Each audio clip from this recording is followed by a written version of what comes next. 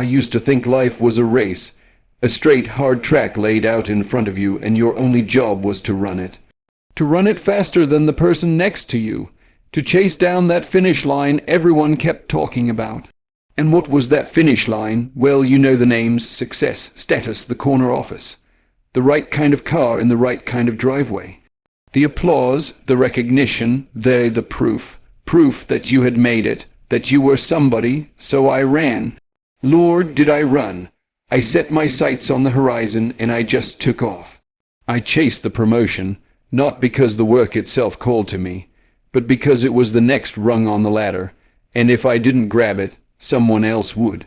I chased validation, hanging on the words of critics and fans alike, letting their opinions become the weather in my own soul.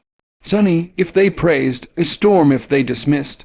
I chased a certain idea of a life, a picture, perfect image I'd collected from magazines and movies and the quiet, unspoken expectations of the world around me.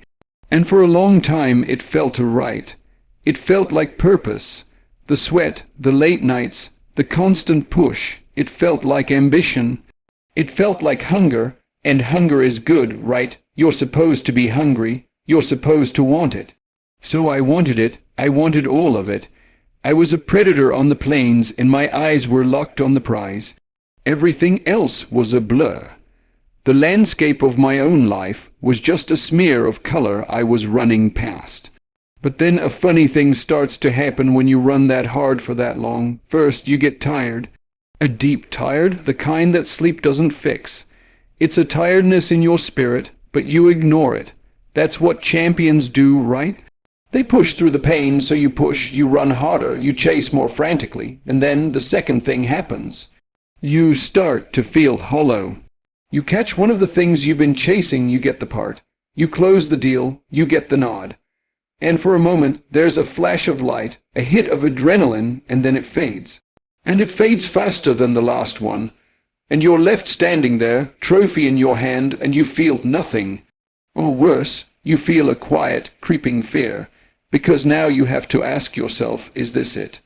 And if this is it, and it feels this empty, then what was the point of all that running? What was the point of all that sacrifice? That hollowness, that's the beginning of the end of the chase. That's the moment the trap reveals itself. See, I thought I was the hunter. I thought I was in pursuit. But I was the one who was caught. I was caught in a cage made of other people's definitions. I was running on a treadmill, sweating and straining, thinking I was moving forward, when I was just staying in the same damn place, exhausting myself for a destination that didn't even exist. The breaking point for me wasn't a loud, dramatic crash. It was a quiet morning. It was the silence in a room after a big accomplishment. It was looking in the mirror and seeing a man who was tired, who was strained, who had everything he was supposed to want, and yet the eyes looking back at me were the eyes of a stranger. A man who was so busy running towards a future he thought he was supposed to have, that he had forgotten to live in the present he actually possessed. The chase had become a tyranny. It was no longer about achieving something. It was about feeding a machine that demanded more and more and gave back less and less. It was a debt I could never repay, and in that quiet, devastating clarity, I realized the most important thing I would ever learn. I was on the wrong road, and the only way to get right was to stop running. So I stopped. And let me tell you, in a world that screams at you to go faster, to do more, to grab what's yours, stopping is the loudest sound you will ever make. It's a deafening silence. At first, it feels like failure. It feels like you're falling behind. Your heart is still pounding from the race. Your muscles are still tense to sprint, and every instinct is yelling at you to get back on the track. The anxiety is a physical thing. It's a voice that whispers, while you're sitting here, someone else is taking your spot. Someone else is getting your prize. I had to sit with that. I had to let that fear wash over me, and I had to learn, for the first time, not to run from it, because that was the first real test. Was I just going to trade one chase for another? Chase peace, chase enlightenment? No, that's just the same animal with a different scent. This wasn't about swapping goals. It was about changing the entire game. It was about redefining what it means to act. You see, we're taught that action is external. It's movement, it's hustle. It's the resume, the deal, the performance. But I discovered a more profound, more powerful kind of action. The kind that happens in the quiet. The internal work. I decided that if I was going to be still on the outside, I had to get busy on the inside. I had to become a craftsman of my own character. I pulled all that energy, all that focus I was spraying out into the world trying to catch things, and I turned it inward. I started to ask the hard questions, not what do I want to have, but who do I want to be, not what does the world want from me, but what do I have to give to the world. I started to really look at my values, not the ones I talked about in interviews, but the ones I lived by when no one was watching. I had to sand away the varnish of other people's expectations to find the true grain of my own wood. This is the work nobody sees. This is the sweat that doesn't show. It's sitting with your jealousy and understanding its root. It's facing your insecurities not as enemies, but as misguided children trying to protect you. It's looking at your talents not as tools for transaction, but as gifts to be honed for their own sake. I started reading not to quote, but to understand. I practiced my craft not for the next role, but for the mastery of it itself. I started to build a sense of self-worth that was completely independent of a box office receipt or a critic's review. I had to know, deep in my bones, that I was valuable even if I never achieved another thing. And let me be clear, this is not navel-gazing. This is not self-indulgence. This is the most strategic, the most potent kind of preparation you will ever undertake. It's like a farmer tending his soil. He's not out there yelling at the crops to grow faster. He's not chasing the sun across the sky. He is down on his knees in the dirt, pulling the weeds, enriching the earth, making sure the foundation is fertile. He knows that if the soil is rich, if the roots are strong, what grows from it will be resilient and abundant. He works on what he can control, and he trusts the process for what he cannot. That's what I was doing. I was tending my soil. I was pulling the weeds of my fears and my need for approval. I was planting the seeds of patience and integrity. I was watering them with discipline and self-reflection. I wasn't passive. I was intensely, ferociously active. But my action was directed at the source, not the outcome. I was building an inner citadel, a fortress of character that no external success could inflate, and no external failure could demolish. It was in this space, this deliberate and focused stillness, that I began to feel a new kind of strength, a quiet confidence that doesn't need to announce itself. It was the understanding that my worth wasn't something I had to chase down and capture in the world. It was something I had to uncover and affirm within myself. I stopped being a beggar at the banquet of life, hoping for scraps of validation, and I became the chef in my own kitchen, nourishing my own soul. The chase was a reaction. This was a creation. I was no longer building a resume. I was building a man. And as I began to build that man, as I started to find my footing on this new, solid ground, I noticed something begin to shift in the world around me. It was subtle at first, like the change in the light just before dawn. I was beginning to receive the first real gifts of this new way of being. And the first, and perhaps the most precious, was in the realm of connection. You see, when you're chasing, your relationships are rarely just relationships. They become transactions, they become strategies. You look at a person, and a part of you is calculating, what can they do for me? How can they help me get up the ladder? Is this connection advantageous? Even your friendships, your romances, they get tinged with this energy of need. You're not just enjoying the person for who they are. You're clinging to them for what they represent. A validation, a comfort, a step up.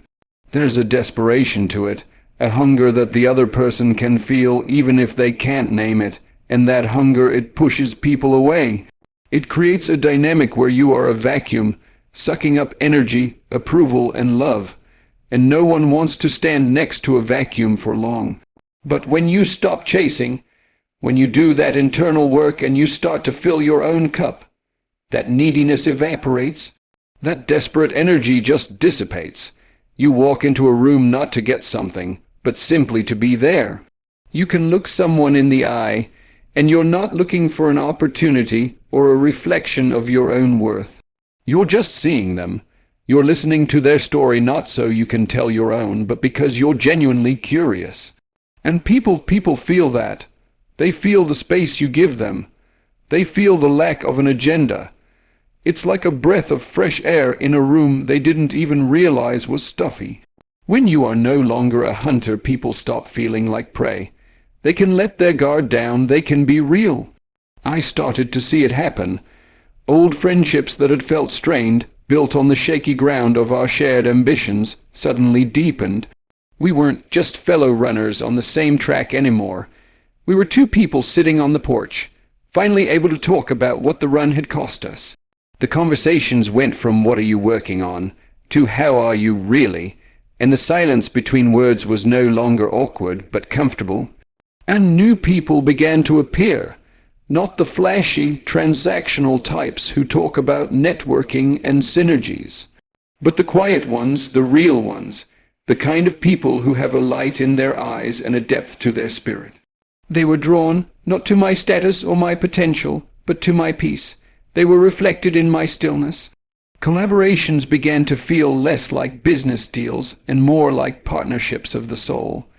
We were building something together, not using each other as stepping stones. And love is the ultimate test. When you chase love, you are almost guaranteed to chase it away. You contort yourself, you perform. You hide the parts of you that you think are unlovable, and you amplify the parts you think are desirable. You are a salesperson, and the product is you, and that is exhausting for everyone involved. But when you have done the work to love yourself, to know your own worth without requiring someone else to confirm it, everything changes. You walk into a room whole. You don't need someone to complete you. You're hoping to find someone you can complement. You can set boundaries not as walls, but as a way of saying, "This is the space I respect for myself, and I will respect the space you have for yourself." You can be vulnerable not as a manipulation, but as a strength, because your entire sense of self isn't riding on their response.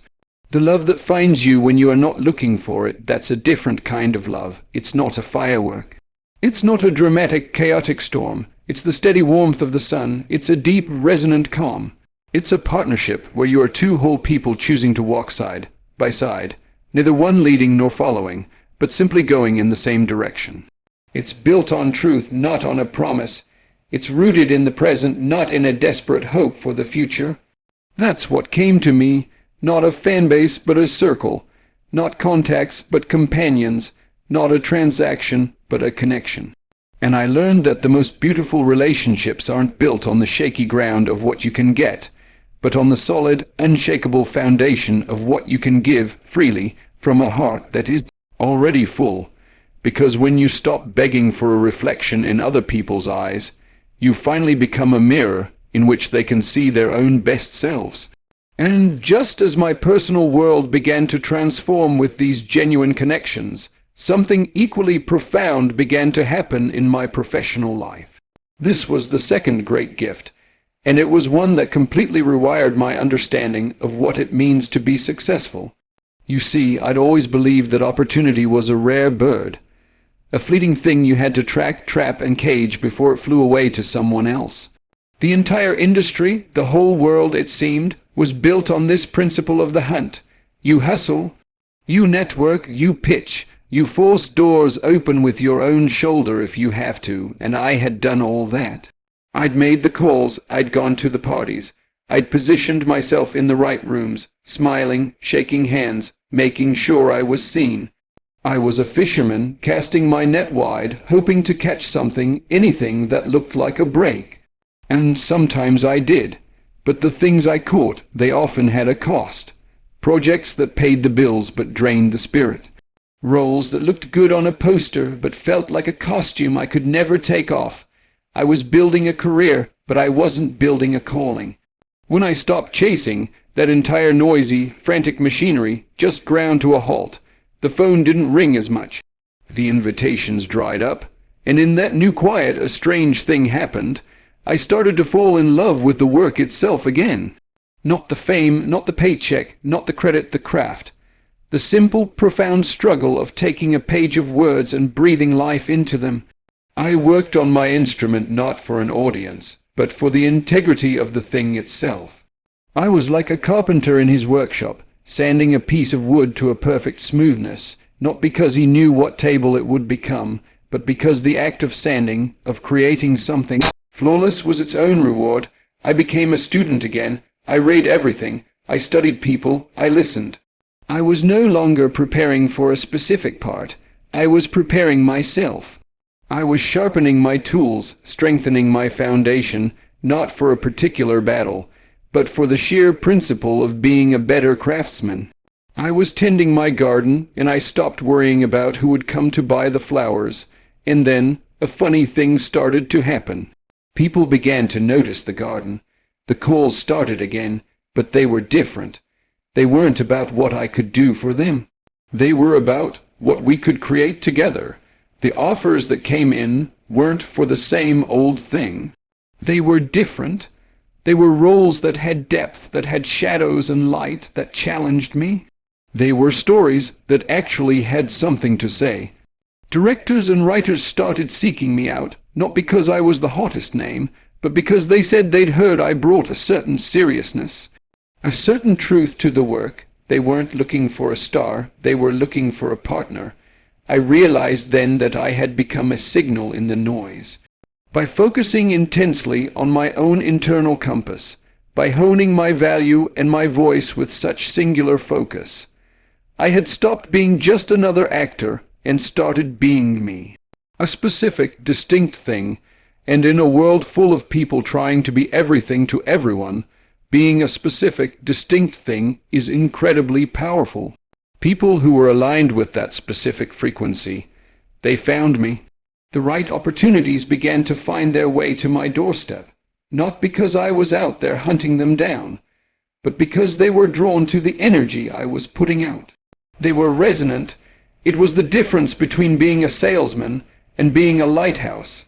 A salesman has to go door-to-door, or convincing people, making his case, often selling something they don't really need. It's exhausting and it's transactional, but a lighthouse doesn't move. It doesn't chase the ships. It just stands on the rock, solid and unwavering, tending to its own powerful light. It does its work. And the ships that are lost, the ships that are looking for that specific shore, they see that beam cutting through the fog and they navigate towards it. They are drawn to its clarity, its consistency, its strength. That's what real opportunity feels like when it comes to you. It's not a struggle. It's not a negotiation born of leverage. It's a recognition. It's a meeting of minds and missions. The work that came to me in this way was more fulfilling, more impactful, and ultimately more successful, because it was built on a foundation of alignment, not ambition. It was built on the truth of who I was, not on the hunger for what I wanted to be. I learned that the world doesn't need you to chase it down. It needs you to become so solidly, unshakably yourself, that the right parts of the world naturally find their way home to you. And as these right things, these right people and right opportunities began to find their way to me, I noticed a third gift emerging from the stillness. It was a gift that, in many ways, became the most valuable compass for the rest of the journey. It was the return of a voice I hadn't heard in years, a voice that had been drowned out by the roar of the chase. It was the gift of clarity, of intuition. When you're in that constant state of pursuit, your mind is a noisy, frantic place. It's a boardroom in your head, and everyone is shouting. The voice of fear is there, yelling about everything you might lose. The voice of ambition is there, screaming about what you should be grabbing. The voice of comparison is there, whispering about what everyone else has that you don't. And then there's the voice of your agent, your manager, your friends, your family. Society, it's a cacophony. A static. And in all that noise, how can you possibly hear the one quiet, true voice that is your own? You can't, so you make decisions based on the loudest shout, the most pressing fear, the most tempting prize. You're navigating by a map drawn by other people's hands. But when I finally stepped out of that race and the dust began to settle, the noise began to fade. It was like walking out of a raging rock concert into the deep, silent woods. At first, the silence itself was unsettling. My ears were ringing with the absence of the chaos. But then, slowly, I began to hear the subtler sounds, the rustle of my own thoughts, the steady rhythm of my own heart, and then that other voice. It wasn't a shout. It was a whisper. It wasn't in my head, it was a feeling in my gut, a deep, resonant knowing. That's your intuition.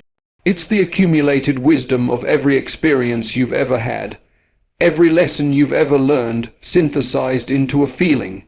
It's your internal GPS, but you can't hear the directions if you've got the radio blasting. This new clarity changed everything. Decision-making, which had once been this agonizing process of weighing pros and cons, of trying to predict every outcome and manage every perception, became simpler. Not easier, mind you, but simpler. I'd be faced with a choice, a new script, a business proposal, a personal crossroads, and I would get quiet. I would block out the shoulds and the coulds. I would let all the logical arguments present their case, and then I would just listen. I'd wait for that feeling, that gut feeling. A tightness in the chest was a no.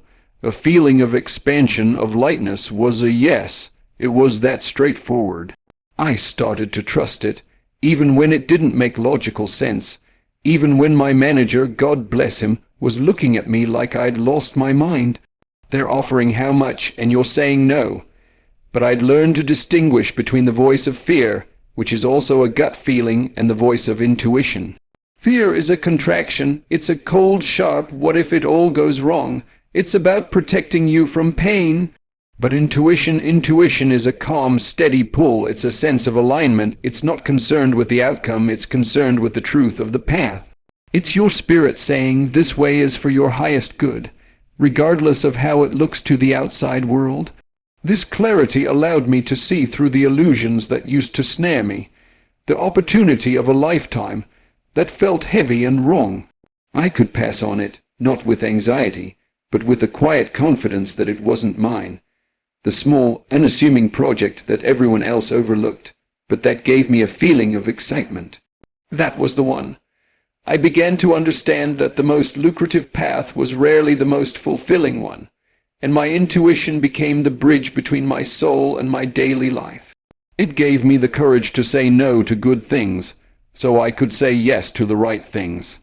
And in doing so, my life stopped being a collection of random acquisitions, and started to become a coherent narrative, a story with a theme, a path with a direction. I was no longer being blown about by the winds of external opinion or fleeting desire. I had a rudder. I had an internal North Star that I could calibrate by. Anytime I got quiet enough to look up and find it. The world will give you 1,000 maps, but it will never give you your true destination. That you have to feel for yourself. And all of this, the genuine connections, the aligned opportunities, the profound clarity, it all led me to one final, quiet, earth-shattering realization. The ultimate discovery, the last and greatest gift that came to me when I stopped chasing. It wasn't something out there. It wasn't a thing I could hold in my hand or put on a shelf. It was the understanding of where I had been trying to go all along. For years, for decades, I had been operating under a single, grand, and devastating illusion. I believed that fulfillment was a destination, a city on a far-off shore. I thought if I just ran fast enough, if I built a big enough boat, if I navigated by the stars of other people's achievements, I would eventually arrive. I'd sail into that harbor, the crowds would be cheering on the docks, and I would step onto the solid ground of there. Finally there, And then, and only then, would I be happy. I would be complete. Every aching muscle, every sleepless night, every moment of anxiety was an investment in that future moment of arrival. I was a pilgrim, and my entire life was the difficult journey to the promised land. But the journey was always hard, and the promised land was always just over the next hill. It was a horizon, something you can never, ever reach, and then I stopped. I stopped the pilgrimage. I got off the boat. I sat down, right where I was, in the middle of what I had thought was just the journey. And I looked around, and I breathed, and I felt the sun on my skin, and I listened to the birds, and I realized, with a force that nearly brought me to my knees, I was already there. The destination wasn't a place. The destination was a state of being, and the only thing that had ever prevented me from inhabiting that state was my belief that it was somewhere else. Peace wasn't the prize for winning the race. Peace was what I had been running from. Purpose wasn't a title to be earned. It was a light to be kindled from within, right now, with the materials already in my hands. Happiness wasn't a reward for achieving certain conditions. It was a manner of traveling, and I had finally stopped long enough to change my manner. The chase was a prayer to a future God, a plea for a salvation that was always tomorrow. But when I stopped, I found that the divine wasn't waiting for me at the finish line. It was in the very ground beneath my feet. It was in the beat of my own heart. It was in the love I could give and receive without condition, in the work I could do with integrity, in the quiet moments of simply being a man, alive in the world. I had spent my life trying to become somebody, and in the stillness I discovered that the real work was to be somebody. To be fully, completely, unapologetically myself. Not a projection, not a resume, not a character, just the man in the mirror with all his flaws and all his strengths at home in his own skin. So, if you take anything from this, let it be this. You are not a beggar at the feast of life. You are not a pilgrim on a desperate journey. You are the feast itself. You are the destination, everything you have been searching for. The peace, the purpose, the sense of enough. It isn't waiting for you in some distant future.